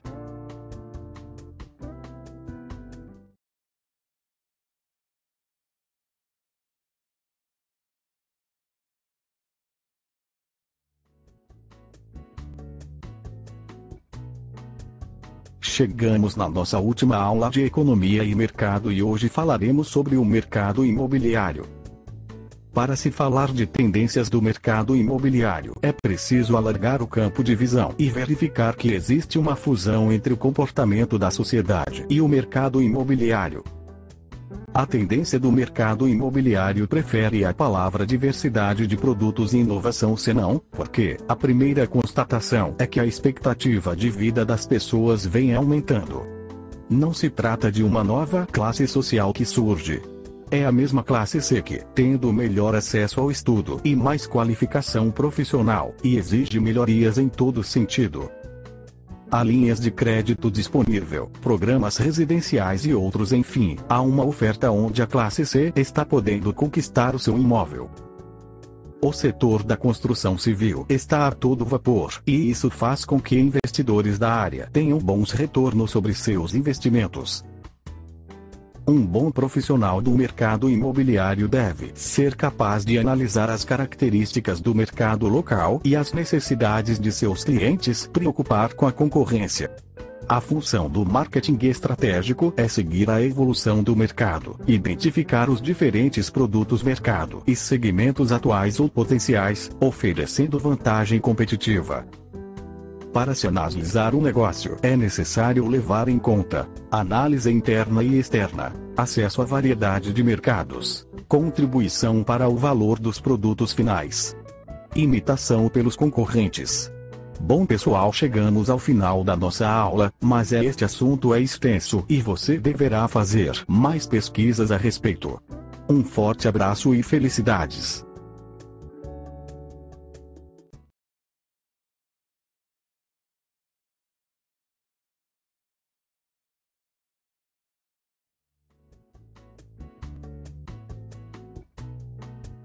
Olá, meu nome é Silvio e vou ministrar a 7ª aula de Economia e Mercado. Falaremos sobre a economia no setor público.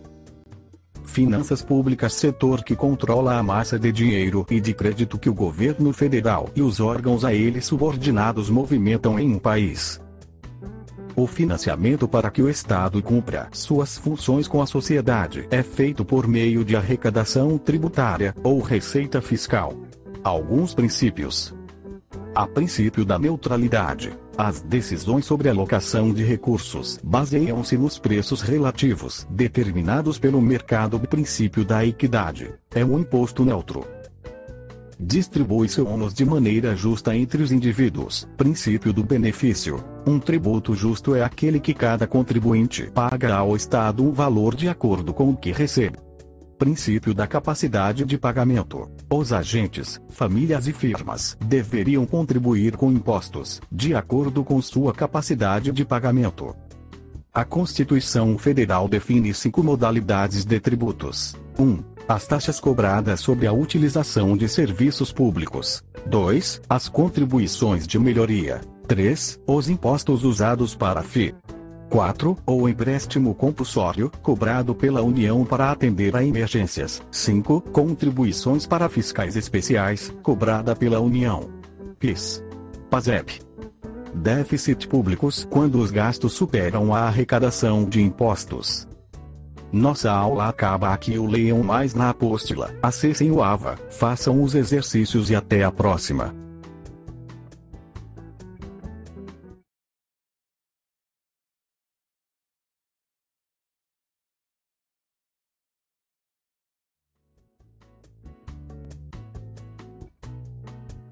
Olá, esta é a 8ª aula de Economia e Mercado e falaremos sobre fontes de crescimento e desenvolvimento econômico.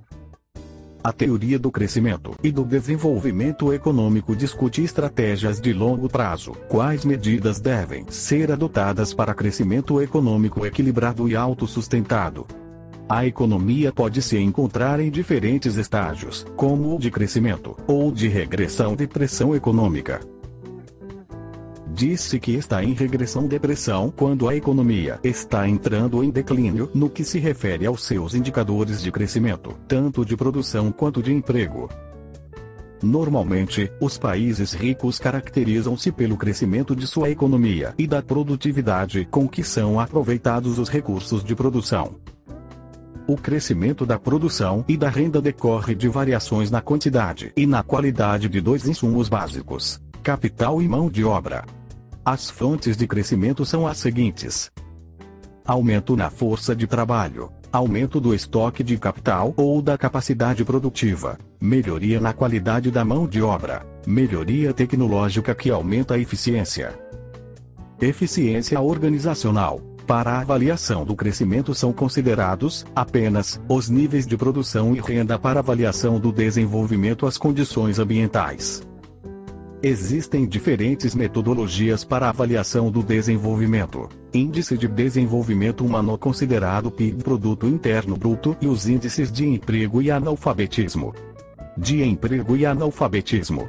Em algumas metodologias são considerados outros índices como educação, saúde, habitação e outros. Até a próxima.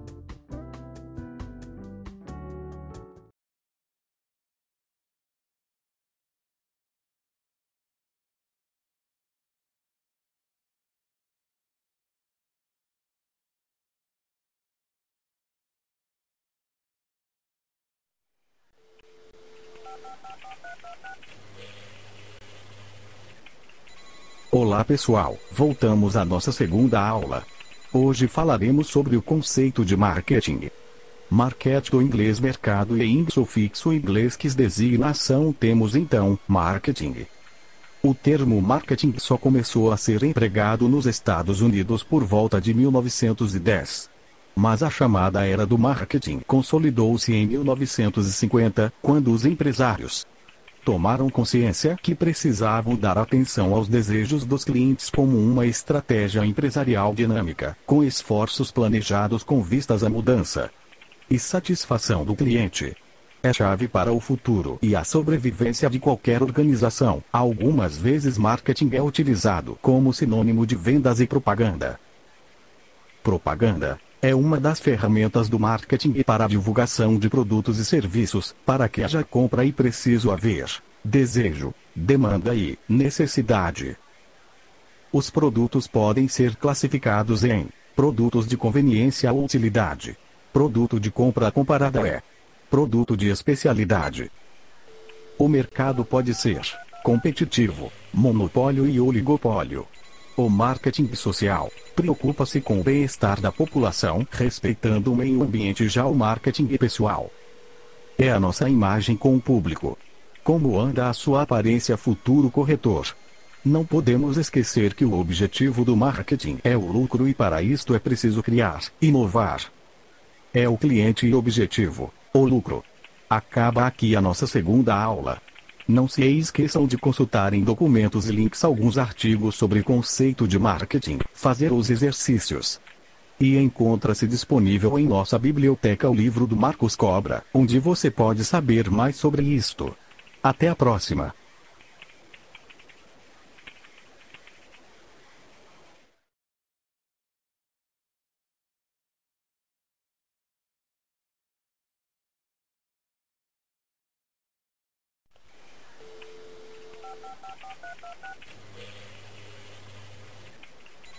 Olá, meu nome é Silvio, vou lecionar a vocês a matéria de marketing no curso TTI da Escola Técnica Rema 1. Nosso assunto hoje é sobre o marketing imobiliário. De acordo com Marcos Cobra, marketing é uma expressão anglo-saxônica derivada da palavra mercare, do latim, que significa comércio, ou ato de mercar, comercializar ou transacionar. O marketing imobiliário segue as mesmas regras e técnicas utilizadas para outros mercados. A diferença está no público-alvo e na consequente ferramenta de como utilizar. Antes era muito utilizado a propaganda no farol, anúncio no jornal. Hoje, com o advento da internet e informações chegando muito rápido, é comum estande cinematográfica, unidades decoradas, transporte gratuito para levar ao local, desconto para compras na internet, além do eficiente marketing de relacionamento e serviço de atendimento ao cliente. Até o advento da Revolução Industrial, os modelos de produção ocidentais eram essencialmente artesanais. O alfaiate, sapateiro, oleiro, enfim, produziam serviços básicos com poucas opções de cores e tamanhos. Podemos afirmar que as políticas governamentais de implantação de indústrias e preservação do seu crescimento, daquela época, eram bem pequenas. Você, futuro corretor, faça uma reflexão de como era o marketing daquela época e como é o marketing de hoje. Quais são as estratégias que você poderá usar para anunciar seu produto? Bom pessoal, nossa primeira aula termina aqui. Leia a apóstila, faça os exercícios no AVA e até a próxima aula.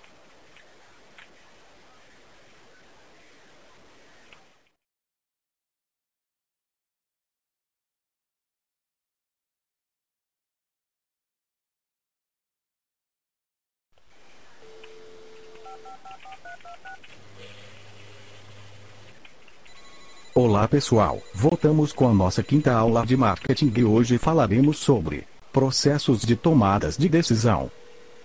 O dia a dia das organizações e também da vida dos seres humanos é repleto de escolhas. Tomar uma decisão estratégica é escolher entre qual caminho a ser seguido.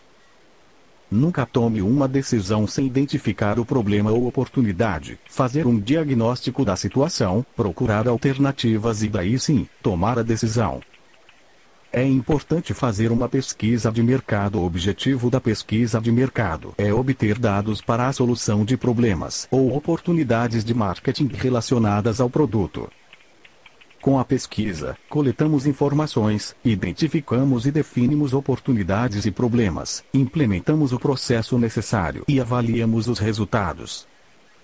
Ao analisar o mercado, você deverá verificar a demanda, a concorrência, o ambiente externo e o ambiente interno. Já pensou em vender casa onde não existe morador? As variáveis de decisão levam em conta o produto, preço, comunicação e distribuição e medidas de desempenho. Bom pessoal, aprendemos então que para tomar decisão é necessário levar em conta as etapas da pesquisa de marketing. 1. Identificar o problema. 2. Planejar. 3. Executar. 3. Comunicar. Você pode consultar mais sobre o assunto no ambiente virtual em Rota de Aprendizagem. Um abraço a todos e até a próxima.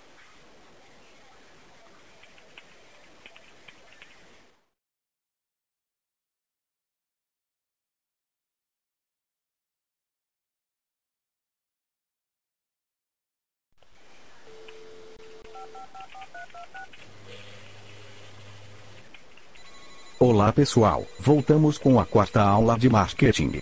O nosso assunto hoje é segmentação de clientes e tipos de comportamento.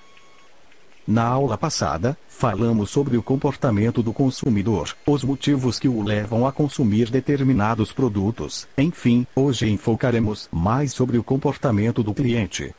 Para a venda atinja o seu objetivo, é necessário levar em conta o que o cliente procura para efetivarmos a venda. Há clientes que chegam reclamando, outros brincando, outros querendo descontos, e o nosso grande desafio é conquistar todos eles. Os introvertidos concentram-se em suas próprias ideias, tendendo à introspecção e geralmente são tímidos e distraídos. Vá com calma e tente convencê-los que o seu produto lhe é útil. Os extrovertidos, por outro lado, se envolvem com o mundo externo das pessoas e das coisas. Eles tendem a ser mais sociais e mais conscientes, mas são fáceis de convencer. Existem 4 tipos psicológicos que são fundamentais: pensamento, sentimento, sensação e intuição. Cada um desses tipos pode ser tanto introvertido quanto extrovertido. O processo de tomada de decisão compreende a identificação do problema ou situação e diagnóstico, a fim de determinar as alternativas para a resolução do mesmo. É importante que as organizações executem planejamento para não serem surpreendidas constantemente pelas mudanças e invertidas do cenário que atuam. Crie o hábito de planejar. Bom pessoal, chegou o final de mais uma aula. Acessem o AVA e pesquise mais sobre o assunto na biblioteca online.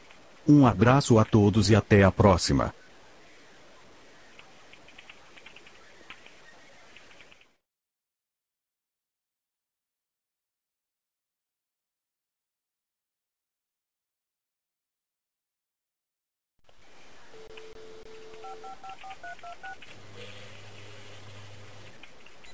Olá pessoal, voltamos com a nossa terceira aula de marketing e do curso técnico em transações imobiliárias da Escola Técnica Rema. Hoje falaremos sobre o comportamento do consumidor.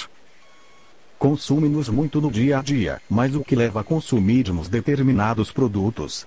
Podemos dizer que a motivação é um dos fatores que levam as pessoas a consumir.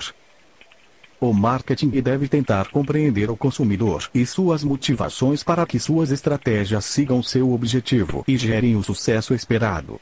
Conhecer as pessoas e suas necessidades. É necessário realizar uma personalização de estratégia, verificando idade, interesse, sexo, posição social, hábitos de compra. Com estas informações poderemos definir as estratégias. Através da comunicação, você consegue mostrar ao seu cliente: veja algumas estratégias. Problema X solução. Baseia-se em apresentar um problema que possa atingir ao consumidor. Segmentar o mercado é dividi-lo em grupos de consumidores potenciais, mesmo antes da intenção de compra. Mas nem todas as pessoas têm gostos iguais. Segmentação de clientes pode ser dividido em externos e internos. Clientes de maior valor, compram muito. Clientes de maior potencial, São clientes do concorrente. Precisam ser conquistados clientes de valor estratégico. Pode ser usado como referência para novos clientes. Below Zero. Compram pouco, exigem descontos, você já deve ter visto um destes.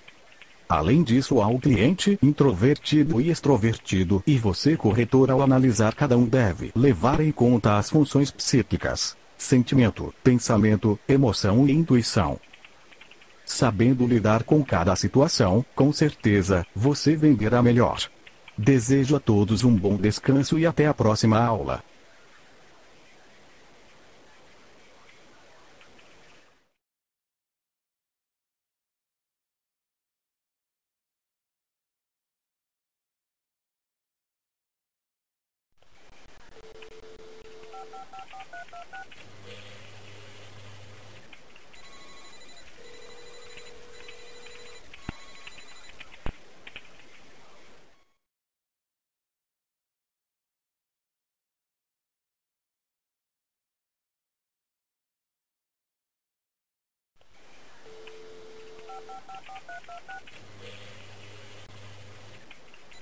Olá pessoal, hoje é a nossa aula, falaremos sobre o composto de marketing. As decisões estratégicas para o composto de marketing envolvem uma combinação de produto, preço, promoção e distribuição, visando atender às necessidades dos consumidores. Os dados atualizados sobre o mercado-alvo são necessários para conhecermos informações sobre as preferências dos consumidores, as características de produto, a concorrências. O sucesso ou o fracasso de um produto no mercado depende da maneira pela qual o composto de marketing oferece. Os elementos do composto de marketing são os seguintes: 1. Decisões de produtos. Incluem como será a embalagem, marcas registradas, nomes, garantias, a vida do produto, etc. 2. Decisões de distribuição. Levar o produto para o consumidor até a distribuição. Atacado, varejo, enfim, como o produto será distribuído. 3. Decisões de comunicação. Incluem venda pessoal, propaganda, promoção de vendas e publicidade. É importante que os métodos usados sejam cuidadosamente mesclados. 4. Decisões de preço.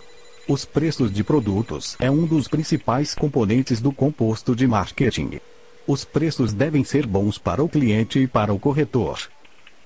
As decisões estratégicas para o composto de marketing envolvem a criação de uma combinação de produto, preço, promoção e distribuição que atenda às necessidades dos clientes. Bom pessoal, encerra aqui a nossa aula de hoje. Não se esqueçam de consultar mais na biblioteca online no AVA.